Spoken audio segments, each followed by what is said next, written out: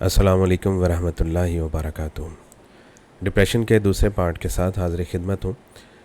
आज के दिन जो हम इसके ऊपर डिप्रेशन के जो हिस्से इस टॉपिक के रह गए थे, हम उसके ऊपर बात करेंगे। डिप्रेशन के रिस्क फैक्टर्स क्या हैं और इनसे क्या पेचीदगियाँ पैदा हो सकती हैं, और हमने इस डिप्रेशन को अपनी ज़िंदगी से कैसे भगाना है, इसका मुकाबला कैसे करना है, और कौन सी मेडिसिन्स हैं जो हमें हेल्प कर सकती हैं इसमें। इन सब के बारे में हम थोड़ा थोड़ा सा बात करेंगे इस टॉपिक में। आज के दिन शुरू करते हैं। Risk factors. डिप्रेशन जो है, बाज़ लोग छोटी उम्र से ही डिप्रेशन का शिकार होते हैं, बच्चे होते हैं, तो उनमें अगर डिप्रेशन का मसला बन जाए किसी वजह से, तो वो मसला उनका बाज़ औक़ात ताहयात चलता रहता है, एंड तक रहता है, अगर उसको प्रॉपरली ट्रीट ना किया जाए। ये एक रिस्क फैक्टर है कि अगर एक बच्चा है और उसके अंदर डिप्रेशन का मर्ज़ हो गया, तो ऐन मुमकिन है कि ये उसका आगे सारी ज़िंदगी चलता रहे। इसके अलावा कुछ बीमारियां हैं दिमागी, जिसमें एंग्जाइटी डिसऑर्डर है, बॉर्डरलाइन पर्सनैलिटी डिसऑर्डर है, पोस्ट ट्रॉमेटिक स्ट्रेस डिसऑर्डर है। अगर किसी को वो हुआ तो उसमें भी डिप्रेशन होने का ख़तरा होता है, वो भी एक रिस्क फैक्टर है। अगर पेशेंट जो है वो अल्कोहल इस्तेमाल करता है या ऐसी दवाइयाँ इस्तेमाल करता है, नशा आवर अद्वियात का इस्तेमाल करता है, शराब नोशी करता है, तो उसके अंदर भी डिप्रेशन होने के चांसेस बहुत ज़्यादा हैं।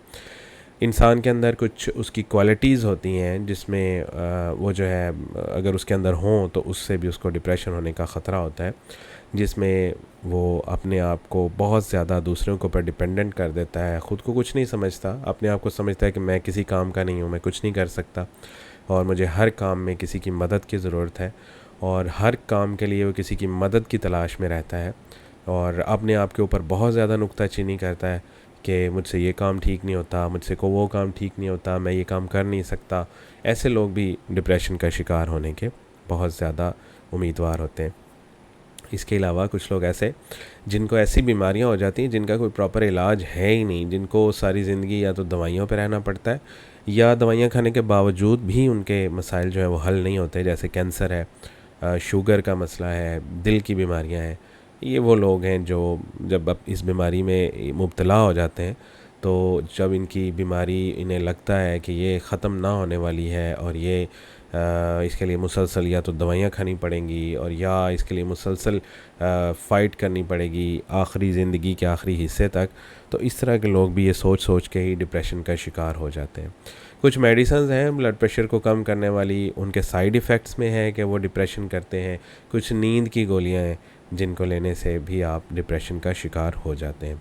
कुछ ट्रॉमेटिक और स्ट्रेसफुल इवेंट्स होते हैं, जैसे कि आपको जिस्मानी तौर पे किसी ने मारा पीटा हो, या सेक्सुअली आपके साथ किसी ने अब्यूज़ किया हो, तो ऐसी सूरत हाल में भी, और जब आपका कोई प्यारा आपसे बिछड़ जाए, दुनिया से चला जाए, फौत हो जाए कोई, या आपकी अपने ख़ानदान में, अपने घर में, अपने बीवी बच्चों के साथ आपके ताल्लुकात ठीक ना हों, या मईशत और मुआशी लिहाज से आप कमज़ोर हों और आपको फ़ाइनेंशियल प्रॉब्लम्स आ रहे हों, तो भी ये भी एक रिस्क फैक्टर है कि आप डिप्रेशन का शिकार हो जाते हैं।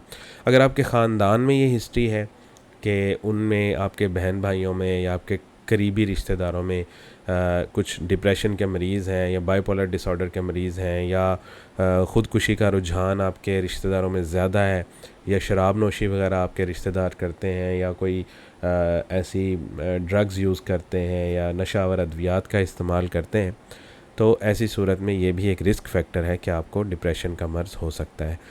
अगर आपको डिप्रेशन हो गया तो उसकी पेचीदगियाँ क्या हैं?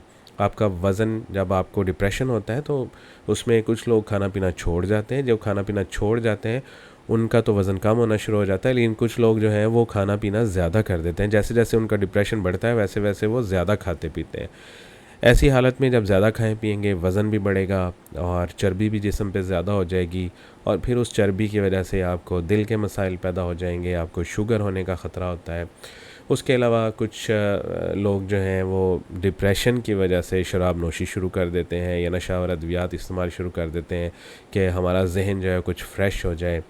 और उससे बहुत सारी चीज़ें जो है वो हमारी नशा व अद्वियात इस्तेमाल करने से लोग ये महसूस करना शुरू हो जाते हैं कि शायद वो सारी चीज़ें ठीक हो गई हैं, हालांकि वो ठीक नहीं होती बल्कि मज़ीद ख़राब होना शुरू हो जाती हैं। एंग्जाइटी है, पैनिक डिसऑर्डर है, लोगों से डरना है, ये शुरू हो जाता है कि आप किसी छोटी सी सिचुएशन में भी अपने आप को समझते हैं कि आप अकेले ही हैं और तनहा हैं और मसला बहुत ज़्यादा हो गया और एकदम से आप घबरा जाते हैं कि ये पता नहीं क्या हो गया। हालांकि बात इतनी नहीं होती, लेकिन आप उस पर पैनिक कर जाते हैं, आप घबरा जाते हैं और लोगों से आप डरते हैं। आप लोगों का सामना करने से और लोगों से बातचीत करने से, लोगों से मिलने मिलाने से आप जो है वो डरना शुरू कर देते हैं। ख़ानदान में आपके लड़ाइयाँ शुरू हो जाती हैं क्योंकि आप परेशान रहते हैं, आप डिप्रेशन के मरीज़ हैं, आपको कोई चीज़ अच्छी नहीं लगती, तो आपको ज़ाहिर है रिश्तेदार भी अच्छे नहीं लगते, आपको बहन भाई भी अच्छे नहीं लगते, माँ बाप औलाद भी आपको अच्छी नहीं लगती, तो उनके साथ आपकी लड़ाइयाँ शुरू हो जाती हैं। आपके अपने स्पाउस जो होती है आपकी, जो आपका अगर मेल है तो उसकी बीवी जो है, और अगर फ़ीमेल है तो उसका जो हस्बैंड है, उसके साथ उनके आपस में ताल्लुकात ही ख़राब हो जाते हैं। स्कूल में आप जाते हैं, अगर स्टूडेंट हैं तो स्कूल में आपके लोगों के साथ लड़ाइयाँ होती हैं, आप खामखा हर किसी के साथ झगड़ते हैं, उकताहट का शिकार हो जाते हैं। काम में आप हर किसी के साथ बहस करते हैं, अगर आप अपने काम पे गए हैं तो वहाँ पे आपको कोई बंदा, कोई काम कुछ भी अच्छा नहीं लग रहा होता और आप खामखा छोटी छोटी सी बातों पे दूसरों के साथ लड़ाई झगड़ा शुरू कर देते हैं। उसके अलावा आप सेपरेट हो जाते हैं क्योंकि आपको लगता है कि मैं लोगों से मिलूँगा तो लोग जो हैं उनके साथ मेरी बहस व तकरार होगी, लड़ाई झगड़ा होगा, तो आप सेपरेट हो जाते हैं, आप लोगों से मिलना ही नहीं चाहते, आप अलहदगी पसंद हो जाते हैं। उसके अलावा डिप्रेशन की वजह से आपके जहन पे मरने के ख़यालात आते हैं कि ऐसी ज़िंदगी से तो मौत ही अच्छी है, और बाज़ औक़ात लोग ख़ुद को मारने की कोशिश भी कर लेते हैं, कुछ अपनी कलाइयाँ काट लेते हैं, कुछ इस तरह करके कुछ ना कुछ मरने की कोशिश करते हैं और कुछ इसमें कामयाब भी हो जाते हैं। और वक्त से पहले, जिसे कहते हैं कि कुछ लोग वक्त से पहले ही मर जाते हैं। लेबॉर्ट्री टेस्ट जो हम करवाते हैं रूटीन में ऐसे पेशेंट्स के जो डिप्रेशन के मरीज़ होते हैं, वो CBC और थायराइड का टेस्ट होता है, क्योंकि अगर इनमें कोई मसला हो तो डिप्रेशन होने का ख़तरा होता है। सिर्फ हमने ये देखना होता है कि आया इनमें कोई प्रॉब्लम तो नहीं है, अगर ये सब कुछ ठीक है तो बस ठीक है, फिर हम सिर्फ डिप्रेशन का ही ट्रीटमेंट करते हैं। डिप्रेशन से रिलेटेड इसका मतलब है कोई बीमारी नहीं है। उसके अलावा हम साइकोलॉजिकल इवैल्यूएशन करवाते हैं। एक इवैल्यूएशन होती है आपकी कि आप साइकोलॉजिकली कितने फ़िट हैं। उसमें डॉक्टर जो होता है ना, जो इसकी इवैल्यूएशन करता है, जो इसकी जांच पड़ताल करता है, जो ये देखता है कि आया आप वाक़तन डिप्रेशन के मरीज़ हैं या नहीं हैं, तो वो आपकी अलामात के बारे में आपसे बात करता है, आपकी सोचों के बारे में आपसे बात करता है, पूछता है कि आप कैसा महसूस करते हैं, आप क्या सोचते रहते हैं, और लोगों के साथ आपके ताल्लुकात कैसे हैं। और बाज़ औक़ात एक क्वेश्चनेयर बनाया होता है, एक सवालात का एक पूरा पर्चा होता है जिसका आपने जवाब देना होता है, और उसके साथ भी साइकोलॉजिकल इवैल्यूएशन हो जाती है। मेडिकली इसका जो हम ट्रीटमेंट करते हैं, अच्छा सबसे पहले ये बात आप जहन में रखिएगा कि इन मेडिसिन्स में से कोई भी मेडिसिन आपने अपने तौर पर नहीं ख़रीदनी, नहीं लेनी जब तक आप अपने डॉक्टर से कंसल्ट नहीं कर लेते। तो जो भी मेडिसिन लेनी है आपने अपने डॉक्टर से कंसल्ट करके लेनी है। ट्रीटमेंट में आपको बताऊंगा, इसमें जो मेडिसिन यूज़ होती हैं वो सिलेक्टिव सेरोटोनिन रीअपटेक इनहिबिटर्स हैं। ये हमारी सबसे पहली फ़र्स्ट लाइन ट्रीटमेंट होती है, सबसे पहले हम इसी से ही स्टार्ट करते हैं, और उसकी वजह यह है कि ये सेफ़ है और इसके साइड इफ़ेक्ट्स तकरीबन ना होने के बराबर है। इसमें फ्लोक्सेटाइन है, पेरोक्सिटाइन है, सर्ट्रालाइन है, सिटालोप्राम है और एसिटालोप्राम है। उसके अलावा SNRIs हैं, ये सेरोटोनिन एंड नॉरएपिनेफ्राइन रीअपटेक इनहिबिटर्स होते हैं। तो इनकी मिसाल ये सामने डोलॉक्सिटाइन, वेनलेफेक्साइन और डेसवेनलेफेक्साइन, ये इसकी मिसालें हैं। उसके अलावा नॉरएपिनेफ्राइन और डोपामाइन रीअपटेक इनहिबिटर है, NDRIs हम इनको कहते हैं। इसमें ब्यूप्रोपायोन जो है ना, ये उस कैटेगरी में आता है कि जिसको यूज़ करने से आपके अंदर सेक्सुअल साइड इफ़ेक्ट्स नहीं आते। बाकियों में थोड़े बहुत साइड इफ़ेक्ट्स आते हैं, लेकिन इसमें ब्यूप्रोपायोन जो होती है ना, इसमें सेक्सुअल साइड इफ़ेक्ट्स इसके नहीं होते। कुछ एटिपिकल एंटी डिप्रेसेंट्स होती हैं जिसमें ट्रेजोडॉन है, मेटाज़ापाइन है, लेकिन इनके साथ नींद बहुत ज़्यादा आती है, इसलिए हम लोग ये शाम के खाने के बाद पेशेंट को कहते हैं, रिकमेंड करते हैं कि आप ले लें। इसके अलावा जो ट्राईसाइक्लिक एंटी डिप्रेसेंट्स हैं ना, इनका और जो मोनो अमाइन ऑक्सीडेज इनहिबिटर्स हैं, इनके दोनों के साइड इफ़ेक्ट्स बहुत ही ज़्यादा होते हैं, सीवियर और सीरियस साइड इफ़ेक्ट्स भी हो सकते हैं। इसलिए ये हमारी कोशिश होती है कि हम सबसे एंड पे अगर हमारी दूसरी मेडिसिन जो हैं वो काम नहीं कर रही तो फिर हम ये दें, वरना हम ये स्टार्ट में नहीं देते। अगर आप प्रेग्नेंट हैं या बच्चे को दूध पिला रही हैं और आपको डिप्रेशन का मसला हो गया है, तो उसमें अगर आप एंटी डिप्रेसेंट्स कोई भी मेडिसिन लेते हैं तो वो आपके बच्चे को रिस्क है कि वो आपके बच्चे को नुकसान पहुंचा सकती हैं। तो बहुत एक छोटी सी विंडो होती है, छोटी सी थोड़ी सी मेडिसिन होती हैं जो हम दे सकते हैं इसमें। तो अगर ऐसा कोई मसला है कि आप प्रेग्नेंट हैं और आपको डिप्रेशन का इशू है, तो आपने 100% डॉक्टर के मशवरे के बग़ैर कोई मेडिसिन नहीं लेनी।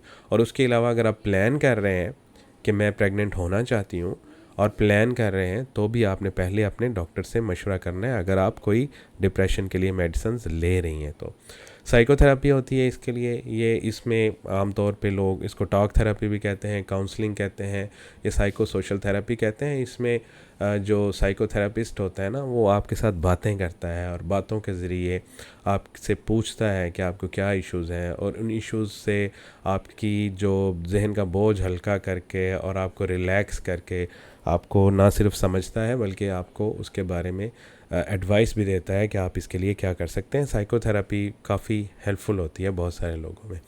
इसके अलावा इलेक्ट्रोकन्वल्सिव थेरेपी है। इसमें हम क्या करते हैं कि हम छोटा छोटा हल्का सा एक करंट होता है जो कि ब्रेन के अंदर से गुजरता है, और इसके साथ जो बहुत ज़्यादा सीवियर डिप्रेशन होता है ना, वो एकदम से जल्दी रिलीफ हो जाता है। मतलब आदमी है जो मरने को जा रहा है, जो कहता है जी बस मैंने अब नहीं बचना, मैंने अब मर जाना, इतने हालात ख़राब हो गया, मैं जहनी तौर पे इतना ख़राब हो चुका हूँ, उसके लिए इलेक्ट्रोकन्वल्सिव थेरेपी होती है। वो उसके साथ जब दूसरे ट्रीटमेंट काम नहीं करते या बहुत ज़्यादा किसी को मसला हो जाता है, तो फिर दिमाग में करंट का हल्का सा एक हिस्सा गुजारा जाता है, तो उसके साथ जो है वो काफ़ी पेशेंट्स को फ़ायदा हो जाता है। और उससे थोड़ा सा जहन पे थोड़ा सा बोझ, सर दर्द वगैरह रहती है, लेकिन वो टॉलरेबल होती है, छोटी मोटी मेडिसिन से वो ठीक हो जाती है अगर इलेक्ट्रोकन्वल्सिव थेरेपी की जाए। और थोड़ी बहुत याददाश्त भी बाज़ औक़ात कम होती है, लेकिन वो टेम्परेरी होती है, आर्जी तौर पे, बाद में इंसान मुकम्मल तौर पे ठीक हो जाता है। उसके अलावा माइंड बॉडी कनेक्शंस, जो कम्प्लीमेंट्री और अल्टरनेटिव मेडिसिन्स के प्रैक्टिशनर्स हैं वो बिलीव करते हैं कि माइंड और बॉडी जो है इनका आपस में हम आहंगी होनी चाहिए सेहतमंद रहने के लिए। यानी आपका ब्रेन और आपकी बॉडी, उनको आपस में एक दूसरे के साथ साथ चलना चाहिए। तो आपकी बॉडी भी सेहतमंद हो, आपका ब्रेन भी सेहतमंद हो, तो फिर आप एक हेल्दी लाइफ गुजार सकते हैं। उसकी बहुत सी मिसालें हैं, जैसे एक्यूपंक्चर है, योगा है, ताई ची है, मेडिटेशंस हैं, मसाज थेरेपी है, रिलैक्सेशन टेक्निक्स हैं कुछ, जिनके ज़रिए आप माइंड बॉडी कनेक्शंस को बेहतर कर सकते हैं।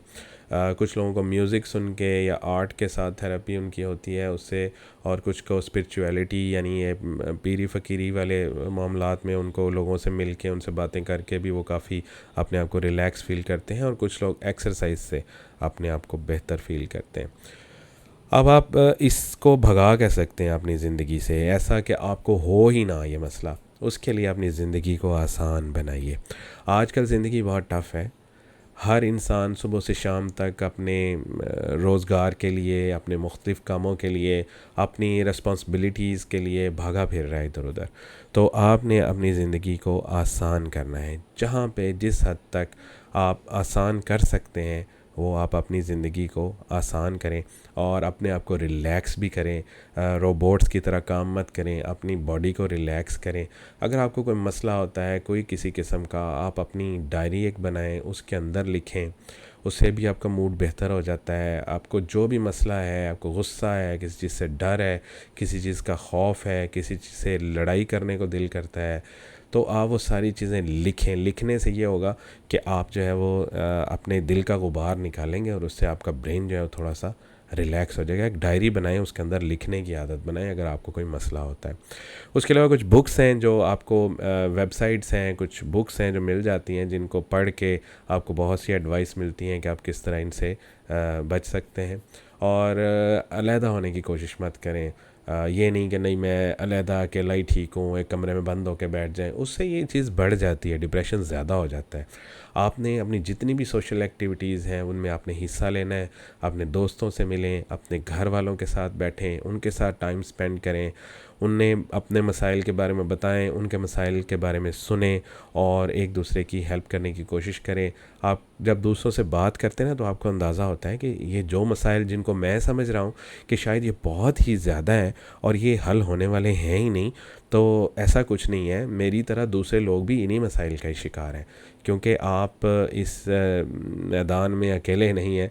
यहाँ पे तकरीबन हर बंदा ही इन चीज़ों के साथ जंग कर रहा है। तो अपना ख्याल रखें, हेल्दी डाइट लें, खाने पीने का ख्याल रखें, अच्छी अच्छी चीज़ें खाएं, जो बाज़ारी चीज़ें इनसे परहेज़ करें, एक्सरसाइज अपनी ज़िंदगी में लाजमी शामिल करें, फ़िज़िकल एक्टिविटी होनी चाहिए आपकी लाइफ में, और अच्छी तरह से सोएं। ये वो चीज़ें हैं जिनसे आप बेहतर हो सकते हैं। उसके अलावा आप मुख्तलिफ़ किस्म के तरीके सीख सकते हैं कि किस तरह अपने आप को रिलैक्स रखा जा सकता है, किस तरह अपनी स्ट्रेस को कम किया जा सकता है, जिसमें आप मेडिटेशन को, मसल रिलैक्सेशन को, योगा को, टाई ची को इस्तेमाल कर सकते हैं। उसके अलावा आप अपना टाइम जो है उसको प्रॉपरली प्लान करें, एक लिस्ट बनाएं रोज़ाना के कामों की कि आज मैंने ये काम करने हैं, और उसके अकॉर्डिंगली चलें और अपने जो टाइम है उसको प्रॉपरली स्ट्रक्चर करें कि आज सारे दिन में मैंने क्या क्या काम करने हैं और किस टाइम काम के लिए मैंने कितना टाइम स्पेंड करना है। और एक सबसे इम्पॉर्टेंट बात यह है कि कभी भी जब आप अपने आप को डिप्रेस फील कर रहे हैं, डाउन फील कर रहे हैं, तो आपने कभी भी कोई किसी चीज़ का फ़ैसला नहीं करना। ख़ास तौर पे जो ज़िंदगी से मुतल्लिक़ा फ़ैसले होते हैं, किसी बहुत इंपॉर्टेंट चीज़ के मुतल्लिक़ा फ़ैसले होते हैं, क्योंकि जब आप फ़ैसला करने की जो आपकी सलाहियत है ना, जब आप डिप्रेस होते हैं तो वो आपकी बहुत कम हो जाती है। तो इसलिए आप मुकम्मल तौर पे सही से, अच्छे तरीके से सोच समझ नहीं कर रहे होते, आप डिप्रेस होते हैं, तो आपसे सही फ़ैसला भी नहीं होता, और बाद में इंसान जब थोड़ा सा बेहतर होता है तो पछताता है कि ये मैंने फ़ैसला क्यों किया। तो इसलिए जब भी कोई भी आपने अहम फ़ैसला करना है तो आपने ऐसी हालत में नहीं करना कि जब आप अपने आप को डाउन फील कर रहे हो या आप डिप्रेस्ड हो। उम्मीद है कि आज का लेक्चर आपको पसंद आया होगा, और वो लोग जो डिप्रेशन के बारे में नॉलेज लेना चाहते थे उनको कुछ नॉलेज मिला होगा, और वो जो डिप्रेशन के मरीज़ हैं उनको भी कुछ ना कुछ इसमें से ऐसा मिला होगा जिससे उनको फ़ायदा होगा। तो अल्लाह ताला हम सबको इन तमाम बीमारियों से महफूज रखे। मिलते हैं अगले लेक्चर के साथ। अस्सलामु अलैकुम व रहमतुल्लाहि व बरकातुहू।